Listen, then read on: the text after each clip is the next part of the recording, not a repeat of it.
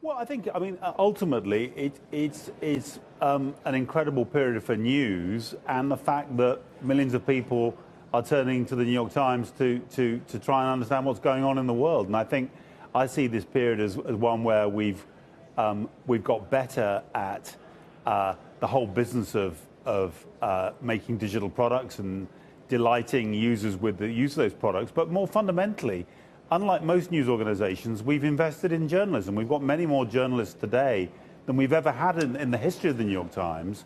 And, you know, we're picking the best journalists in the world, and they're going out and doing a great job explaining what's happening in the world.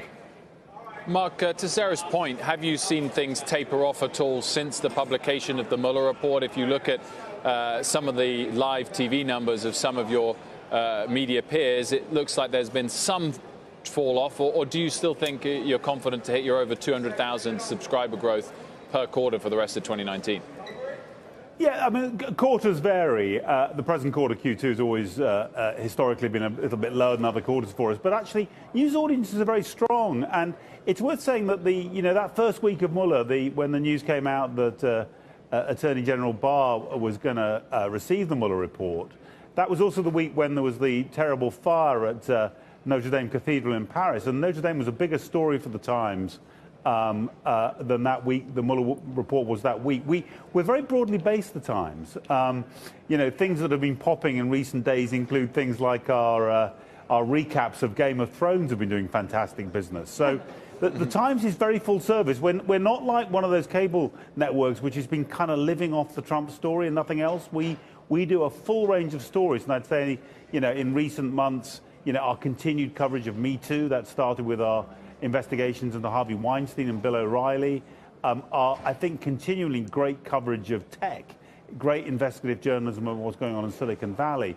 There's a very broad base of content, and I think that's one of the reasons that we're seeing a kind of steady growth in subscribers, which is not dependent on the US political cycle alone. You're also proving to be somewhat of an anomaly in the overall newspaper business, Mark. I mean, struggles at local papers across this country. And tomorrow, actually, Gannett shareholders are going to face this proxy battle vote. They're facing a hostile takeover by M&G, backed by a hedge fund who's proposing board slides. What does this whole situation tell us about the state and the future of the newspaper business? Well, I think much of the newspaper business, sadly, took decisions over the years to try and rescue their businesses by cutting costs and cutting journalists. And now they're left trying different combinations of defensive consolidation. So complicated financial engineering and attempting to squeeze further costs out to get as much cash out of these businesses as they can as they decline. We've got a simpler idea, which is closer to what Netflix is up to. And the other TV streaming services, which is you invest in great content, you build your content, you make it attractive to users, you make it easy for those users to subscribe, you get more and more subscribers, and that enables you to invest in more great content. So we've found a way of getting into like a virtuous circle of growth, rather than what I'm afraid is looking like a vicious cycle of decline for much of American newspapers. Mark, you decided not to join the Apple News offering. I mean, talk us through why you made that decision and what you think about the offering overall. Do you think it's important that readers clearly know who has written the stories that they're reading and the identity of that publisher? I do, Wilf. I mean, we have a presence on Apple News. We give Apple News a few stories a day, and that's to distribute our journalism very widely. We know we've got lots of readers who've got Apple devices, and we want to be present on those devices.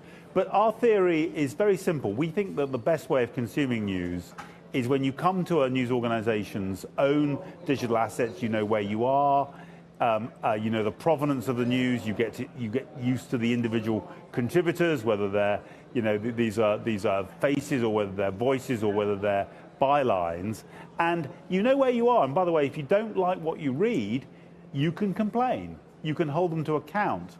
We think that although they're a fact of life, all of the different ways, all the feeds and things like Google News and Apple News, where all the different sources are jumbled together, no matter how skillfully that's done, in the end, it's confusing. It makes it harder for people to tell what's true and what isn't true. And in the end, it's also bad for the news business. It's one of the reasons that those newspapers are closing, is because it's taking the possibility of an effective business away from, not from us, but from many, many other news organizations. Mark, the president just tweeted as we've been on. He's saying the fake news Washington Post and even more fake news New York Times are writing stories that there's infighting with respect to my strong policy in the Middle East. It goes on further onto the topic of the Middle East. But the very fact that live as we're talking, he has called you the even more fake news New York Times. Well, what is your reaction? Do you welcome this now? I mean, we've talked about your strong subs numbers. Does it help you? Well, I think to be honest, I think that it's part of the background noise. I mean, nowadays, a tweet like that, I mean, to be honest, there have been so many. I think we're in the hundreds now.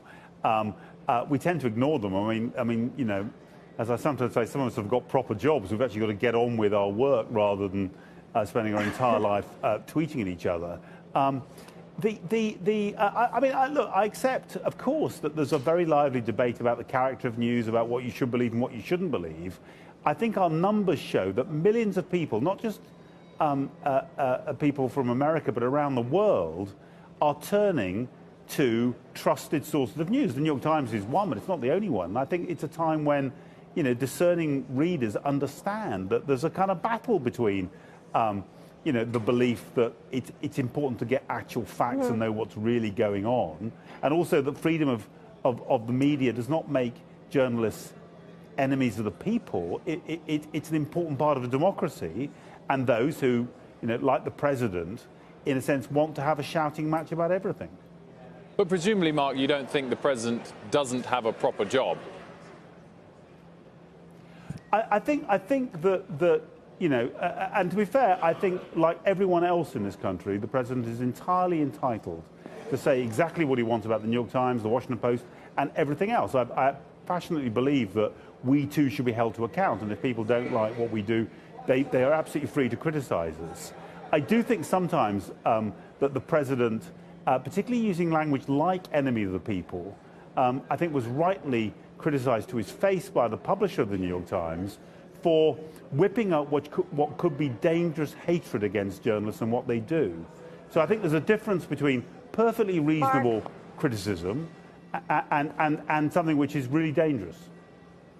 Speaking of trust, I just got to ask you about this. I mean, you have apologized and severed ties with a service that published what was clearly an anti-Semitic cartoon last month in your international edition.